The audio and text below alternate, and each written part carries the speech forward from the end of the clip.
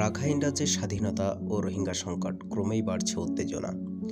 সম্প্রতি মিয়ানমারের রাখাইন রাজ্যের ৩টি শহর ছাড়া বাকি ১৩টি শহর ইতোমধ্যেই দখল করে ফেলেছে আরাকান আর্মি।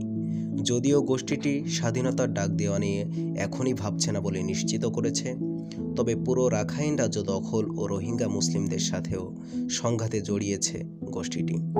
অন্যদিকে বার্তা সংস্থা রয়টার্সের বরাতে জানা যাচ্ছে, বাংলাদেশে অবস্থিত রোহিঙ্গা ক্যাম্প থেকে অসংখ্য রোহিঙ্গা জনগোষ্ঠীকে টাকা ও বাসস্থানের লোভ দেখিয়ে মিয়ানমার সেনাবাহিনীতে নিয়োগ দিচ্ছে জান্তা সরকার।